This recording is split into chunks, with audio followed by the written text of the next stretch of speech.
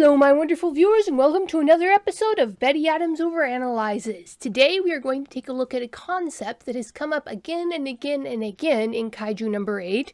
A concept that, in retrospect, seems like a glaring omission that I should have noticed, and yet, it seems to not be. And here we are, as of the time of the recording of this video, we're into chapter 76 of Kaiju number 8, and there will be minor spoilers all the way up to chapter 76, but mostly we're taking a retrospective look back across the Kaiju number 8 chapters.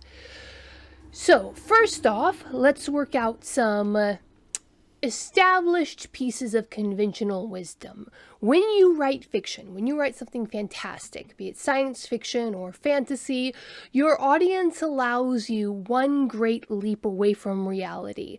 And once you take that leap, you have to stay within the internal logic you establish in your story. For instance, and this is an example I've seen going around the internet, yeah, you can have werewolves and vampires, but in this modern day and age, you really can't have someone becoming a werewolf or a vampire because a friend tries to do a DIY blood transfusion on the scene. That one does not necessarily lead to the other. Once you establish the rules in your universe, and those rules you'd better establish them fairly early on, you need to stick to those rules. And Matsumoto has so far been very, very good about that. With Kaiju number 8, Matsumoto took one giant leap away from reality. That being that these giant creatures absolutely can exist. And that leap away from reality being said, so far, everything has been logically consistent, and the science, from the physics to the biology to how Kaiju number 9 looks like the various mushrooms type, fungal type species that display his abilities in real life. I can go on about that forever, but Matsumoto has been remarkably consistent. And one of the things that I hadn't questioned up till now, but that I really should have in retrospect, because I'm keenly aware of that, is the presence of shields. We see these first when our candidates are doing the application arc at Tachikawa base, and we get our first good look at it. If you can look on the screen as it cycles around, Kikoru's shield protecting her when Kaiju number 8 and Kaiju number 9 are Kaiju number 8 and the Kaiju left by Kaiju number 9 are blasting away at each other. And we see references to the shield when Kikoru says she was able to deflect the blow by concentrating her shield. When Reno says he was able to concentrate his shields in one area. When Director General Iso Shinamaya says that if it were not for his shield, Kaiju number 8 would have pulped him in that fight. That was a bit of his internal dialogue. We see these shields a lot, and those shields are separate from the armor in the Defense Force suits. And for some reason, I didn't question this, even though I know the underlying premise is, well, outside of this context, bunkum. Now, we've all seen Star Trek or some science fiction show, and they're about to enter battle, and the captain says, raise the shields. And these shields have certain implications. They are a type of energy emitted from somewhere on the ship's hull that projects an energy field capable of deflecting not only specific wavelengths of light, only letting harmless visual light and sensor data through, but also particles, charged particles, and non-charged particles, because the shields on a Starfleet ship, until they use up too much energy and fail, can deflect any kind of mass that is not being specifically vibrated to go through them. And the simple fact of the matter is, not only is that technology impossible at our current level, we don't have any theory as to how you would make a shield that can deflect non-charged particles. So, through the use of energy, you can generate an electromagnetic shield that will deflect anything with a magnetic charge. If However, it can only deflect one magnetic charge at a time.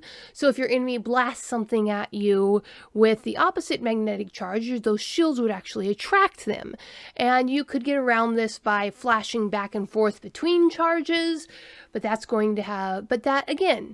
magnetic shields only act against magnetically charged particles. Something like bone or muscle that's not magnetically charged would go right through it, just like these kaiju.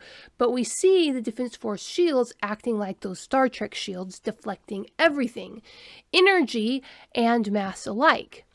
Now, you could also have, say, a plasma bubble, a superheated gas bubble that would disintegrate mass, but we never see the Starfleet shields working like that. The implication, and they never talk about gas emitters or plasma emitters. The implication is that there is an energy field generated that can effectively repel both mass and energy. And again, I hadn't really thought about that in the context of this series. I had just accepted it because it was sci-fi enough to fall into that category. And yet, Matsumoto was not happy just leaving it for us to accept. In Chapter 76, Matsumoto directly addresses the existence of these shields. And Matsumoto does it in a kind of oblique way. But what Matsumoto does is sort of wrap the shields up into the context of they are just one more thing that came from these fantastic beasts, these kaiju. And in the context, it really makes sense. So what am I talking about? Back in Chapter 76, which was released 2 weeks ago now, you have 11 pages devoted to just how awesomely powerful Mina is, which is in of itself weird, but I went over that that was the main point of my general view, so I'll ignore it for now. But Mina's out there blasting away two or three kaiju at a time, and you have the Defense Force backing her up. We have Director General Baldi, or rather Itami, the best friend of General Iso Shinomiya, back at headquarters watching what's going on. And we get 3 panels of exposition, which in a fast-paced combat manga like this is unusual, and it's something that you should pay attention to. So, you have the really reactive combat high commander guy going, "She's superb." And then you have Itami saying something interesting. Against giants, she, meaning Mina, is stronger than Narumi. Larger kaiju weapons require a greater quantity and variety of kaiju tissues. Interesting information in of itself, but hardly surprising. Unless you draw out all its power at a high enough level, the weapon will not only lose range and force, it also won't be able to pierce a kaiju's shield. Now, this is the interesting part. This is the first time we've heard about the kaiju themselves having shields, but it makes sense. It's the Defense Force suits that have these shields, that generate these shields that the Defense Force members use. And so it makes sense that that shielding capacity comes from the suits themselves and therefore comes from the kaiju themselves. So far as I can recall, we've only seen them talk about the kaiju's armor, the kaiju's muscle, the kaiju's hides being their defense. But again, like I said, it all makes sense. That one giant step away from reality that Matsumoto asked us to take with this is that these giant 40, 50 story tall kaiju can exist, when we all know that because of the limitations of gravity and animal organ structure, you can't have creatures that big. And when we've talked about possibly building mecha like Gundams, we run across the same structure. Steel is not strong enough to hold up the full weight of a Gundam on a couple of skinny little human ratio legs. So in the past, scientists have talked about if you wanted to build a walking Gundam, or if you wanted to have an organism that tall, you would have to have an energy field supporting them. Shields. Supports of energy rather than matter.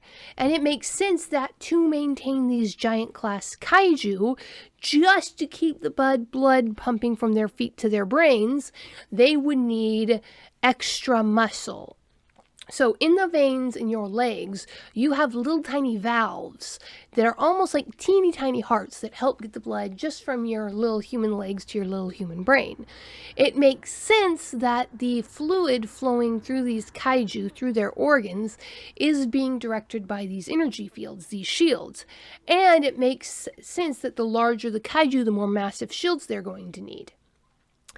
Now, in superhero circles, there's an argument that once most people hear, they agree with it. Basically, any character that has super strength, Spider-Man, Aquaman, is going to be essentially bulletproof, because by the time your muscles are strong enough to pick up a car and hurtle it like a basketball, then your muscles are going to be so tight, so strong, so firm that a bullet can't get through. And once a kaiju has reached the size where he's taller than a 40-story building, once you have a giant class kaiju capable of walking on land, it's going to be so strong, its muscles are going to be so strong that a traditional munitions wouldn't be able to penetrate it. Which makes sense why Mina needs this super awesome railgun to penetrate the shields of these kaiju. Now, I don't really have a theory going with this. Clearly, this is important information that Matsumoto dropped, but it could just be Matsumoto solidifying his world building. Again, he asked us on the very first page of this manga, he asked us to take that one giant leap away from reality. To say that, yes, in this world, you can have a 70-story high Godzilla monster stalking through the streets of Tokyo, because that is the rule of this world. Wouldn't work in our world for obvious reasons, but this is the rules of this world. And we accepted that. But Matsumoto wasn't content with our placid acceptance. No, Matsumoto had to go the extra step, go the extra mile, and give us an explanation. In order to get the blood from their kaiju toes to their kaiju brains, Matsumoto has given these giant humanoid kaiju force fields, shields, energy matrices that allow the fluids to circulate throughout their body. And these force fields are what make these giant kaiju so dang hard to take out. Unless you dedicate 11 pages in a space short manga to talk about how awesome your heavy hitter is. So, what do you think, my wonderful viewers? Does the introduction of the concept that giant kaiju have shields, is that going to be super important going forward? Or is this simply Matsumoto solidifying his world building? Tell me what you think in the comments below. Hit that like and subscribe button. Go check out my book, Humans Are Weird. Let's work it out. Now available on print from Amazon and Barnes & Noble. Hit that like and subscribe button, and peace out, my wonderful viewers.